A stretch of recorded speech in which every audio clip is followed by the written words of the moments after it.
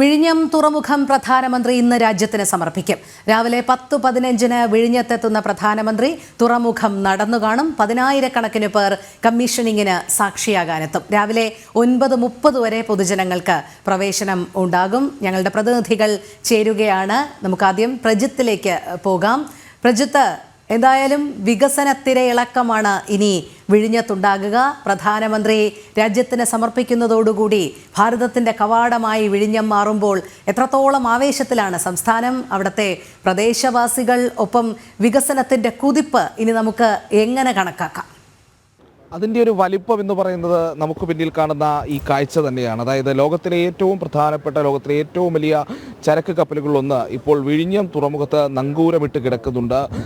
MSCയുടെ സെലസ്റ്റീന മരിസ്ക ഇത് പറയപ്പെടുന്ന ലോകത്തിലെ ഏറ്റവും വലിയ ഷിപ്പുകളിലൊന്ന്, ചരക്ക് നീക്കത്തിന് ഉപയോഗിക്കുന്ന ഷിപ്പുകളിലൊന്നാണ് ഇന്ന് ഇപ്പോൾ ഈ വിഴിഞ്ഞത്ത് നങ്കൂരമിട്ട് കിടക്കുന്നത്. പ്രധാനമന്ത്രി എത്തുന്നതോടുകൂടി അദ്ദേഹം ഈ ഷിപ്പിനെ സ്വീകരിക്കും. തുടർന്ന് അദ്ദേഹം ഈ പോർട്ടിലെല്ലാം നടന്ന ഇവിടുത്തെ വികസന പ്രവർത്തനങ്ങളൊക്കെ നേരിട്ട് കാണുമെന്നുള്ളതാണ് നമ്മൾ മനസ്സിലാക്കുന്നത്.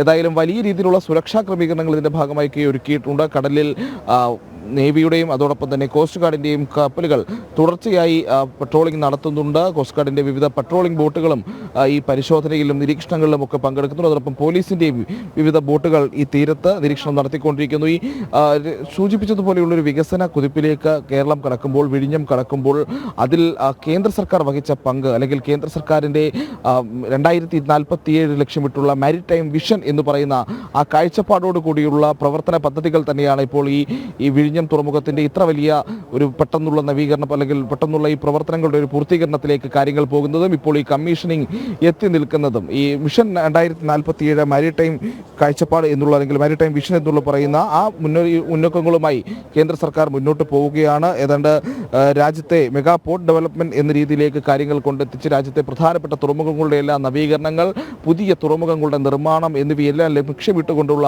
ആ കാഴ്ചപ്പാടിൻ്റെ, ആ പദ്ധതിയുടെ, ആ പ്രവർത്തന പ്ലാനിൻ്റെ, ആ തന്ത്രത്തിൻ്റെ ഭാഗമായി തന്നെയാണ് ഈ രീതിയിലുള്ള ഒരു വികസനത്തിലേക്ക്, അല്ലെങ്കിൽ ഈ രീതിയിലുള്ളൊരു വളർച്ചയിലേക്ക് വിഴിഞ്ഞം വളരെ പെട്ടെന്ന് എത്തിയത് എന്നുള്ള കാര്യത്തിൽ ഒരു തർക്കവുമില്ല. ഇപ്പോൾ നമ്മൾ ആ പദ്ധതിയിലേക്ക്, അല്ലെങ്കിൽ ആ കാഴ്ചപ്പാടിലേക്ക് വരികയാണെങ്കിൽ രാജ്യത്തെ പ്രധാന തുറമുഖങ്ങളായിട്ടുള്ള മുംബൈയും ചെന്നൈയും കൊൽക്കത്തയും ഒക്കെ കേന്ദ്ര സർക്കാർ നവീകരിച്ചിട്ടുണ്ട്. അതിനു പിന്നാലെയാണ് ഈ സാഗർമാല പ്രോജക്റ്റിൻ്റെ ഭാഗമായിട്ട് പുതിയ തുറമുഖങ്ങൾ നിർമ്മിക്കുന്നതിൻ്റെ നടപടികളിലേക്ക് കേന്ദ്രം കടക്കുന്നത്. അതിൻ്റെ ഭാഗമായി തന്നെയാണ് വിഴിഞ്ഞത്തും ഇത്ര വലിയ ഒരു വികസനം, അല്ലെങ്കിൽ ഇത്ര പെട്ടെന്ന് ഈ തുറമുഖത്തിൻ്റെ നിർമ്മാണ പ്രവർത്തനങ്ങൾ പൂർത്തീകരിക്കുന്നതിലേക്ക് കാര്യങ്ങൾ പോയി എന്നുള്ളതാണ്.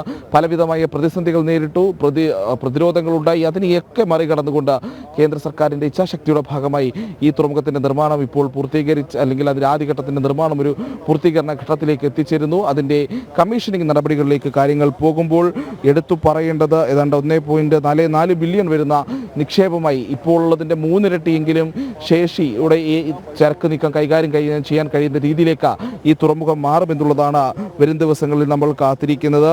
ഈ ഒരു ഭാരതത്തിൻ്റെയും ഒപ്പം ഏഷ്യയിലെ തന്നെ, ഈസ്റ്റ് ഏഷ്യയിലെ തന്നെ ഏറ്റവും പ്രധാന തുറമുഖമായി വിഴിഞ്ഞം മാറുന്നതോടുകൂടി ആഫ്രിക്കയുമായും യൂറോപ്പുമായും അമേരിക്കയുമായിട്ടുമൊക്കെയുള്ള വലിയ രീതിയിലുള്ള ചരക്ക് നീക്കത്തിനും വ്യാപാര ഇടപാടുകൾക്കുമൊക്കെ വിഴിഞ്ഞം വലിയ പങ്ക് വഹിക്കുമെന്നുള്ള കാര്യത്തിലും തർക്കമില്ല. എന്തായാലും ഈ കമ്മീഷനിങ് നടപടികൾക്ക് അല്പസമയത്തിനകം ഈ വിഴിഞ്ഞം തുറമുഖത്ത് എല്ലാവരും കാത്തിരിക്കുന്നതാണ്. 10,000-ലധികം ആളുകൾ ഇത് കാണാനെത്തും എന്നുള്ള കാര്യത്തിലാണ് ഇപ്പോൾ മനസ്സിലാക്കുന്നത്. എന്തായാലും പ്രധാനമന്ത്രി 9:45 അദ്ദേഹത്തിൻ്റെ വിഴിഞ്ഞത്തേക്കുള്ള സന്ദർശനത്തിന് തുടക്കമാകും. അദ്ദേഹത്തിൻ്റെ യാത്ര ആരംഭിക്കും.